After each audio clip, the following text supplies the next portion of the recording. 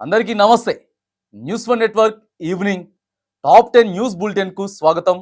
ముఖ్యాంశాలు. త్వరలోనే బీజేపీలో బీఆర్ఎస్ విలీనం. త్వరలోనే బీజేపీలో బీఆర్ఎస్ పార్టీ విలీనం కాబోతుందని ముఖ్యమంత్రి రేవంత్ రెడ్డి సంచలన వ్యాఖ్యలు చేశారు. విలీనం తర్వాత కేసీఆర్ కు గవర్నర్, కేటీఆర్ కు కేంద్ర మంత్రి, కవితకు బెయిల్ తో పాటు రాజ్యసభ సీటు, హరీష్ రావుకు ప్రతిపక్ష నేత హోదా ఇవ్వడం ఖాయమని ఆయన మీడియా చర్చలో తేల్చి చెప్పారు. హైదరాబాద్ లో భారీ వర్షం.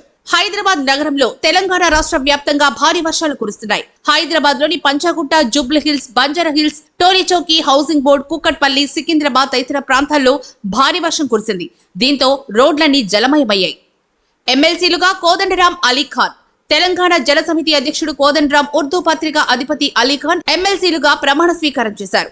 మండలి చైర్మన్ గుత్తా సుఖేందర్ రెడ్డి వీరిచేత ప్రమాణ స్వీకారం చేయించారు. గవర్నర్ కోటాల వీరిద్దరు ఎమ్మెల్సీలుగా ఎంపికయ్యారు. నూతన ఎమ్మెల్సీలకు ముఖ్యమంత్రి రేవంత్ రెడ్డి అభినందించారు. స్వర్ణాంధ్ర 2047 కోసం ప్రత్యేక టాస్క్ ఫోర్స్. స్వర్ణాంధ్రప్రదేశ్ 2047 మిషన్ కోసం ప్రత్యేక టాస్క్ ఫోర్స్ ను ఏర్పాటు చేస్తున్నట్లు ముఖ్యమంత్రి చంద్రబాబు నాయుడు ప్రకటించారు. ఈ టాస్క్ ఫోర్స్ కు టాటా గ్రూప్ చైర్మన్ నటరాజన్ చంద్రశేఖరన్ కో చైర్మన్ గా ఉంటారని తెలిపారు. ఈ టాస్క్ ఫోర్స్ లో మేధావులు, పరిశ్రమల ప్రముఖులు ఉంటారు. ఈ మేరకు చంద్రశేఖరన్ తో సీఎం చంద్రబాబు భేటీ అయ్యారు. ఇస్రో ప్రయోగం విజయవంతం. శ్రీహరికోటలోని షార్ అంతరిక్ష పరిశోధన కేంద్రం నుండి SCLV-D3 రాకెట్ ను ఇస్రో విజయవంతంగా ప్రయోగించింది. ఉదయం 9:17 ప్రయోగం ప్రారంభం కాగా 16 నిమిషాల 57 సెకండ్ల పాటు వివిధ కక్షలను రాకెట్ విజయవంతంగా దాటింది. ఒలింపిక్స్ క్రీడాకారులపై ప్రధాని విసుర్లు. ఒలింపిక్స్ లో పాల్గొన్న భారత క్రీడాకారులపై ప్రధాని నరేంద్ర మోడీ కీలక వ్యాఖ్యలు చేశారు. క్రీడాకారులతో ముచ్చటించిన ఆయన రీల్స్ చేస్తూ, మొబైల్ చూస్తూ కాలం గడపడంపై ప్రశ్నలు సంధించారు. భారత క్రీడాకారిణి ప్రియాంక గోస్వామి రీల్ వైరల్ కావడంతో ప్రధాని ప్రశ్నలకు ప్రాధాన్యతను సంతరించుకుంది. 4 రాష్ట్రాల ఎన్నికలకు ఈసీ షెడ్యూల్.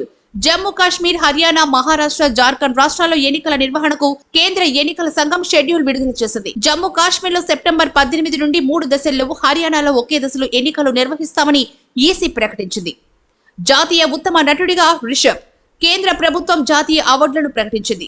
కాంతార చిత్రంలో ఉత్తమ నటన కనబరిచిన రిషబ్ శెట్టి ఉత్తమ నటుడిగా, ఉత్తమ నటిగా నిత్యా మీనన్, మానసి పరేఖ్, ఉత్తమ దర్శకుడిగా సూరజ్, ఉత్తమ తెలుగు చిత్రంగా కార్తికేయ 2 ఎంపికయ్యాయి. కేటీఆర్ కు మహిళా కమిషన్ నోటీసులు. మహిళలపై అనుచిత వ్యాఖ్యలు చేశారని కాంగ్రెస్ ఆరోపిస్తున్న నేపథ్యంలో భారత రాష్ట్ర సమితి వర్కింగ్ ప్రెసిడెంట్ కేటీఆర్ కు తెలంగాణ మహిళా కమిషన్ నోటీసులు జారీ చేసింది. ఈ నెల 24న కమిషన్ ఎదుట హాజరై వివరణ ఇవ్వాలని ఆదేశించింది. బెంగాల్లో సీఎం మమతా ర్యాలీ.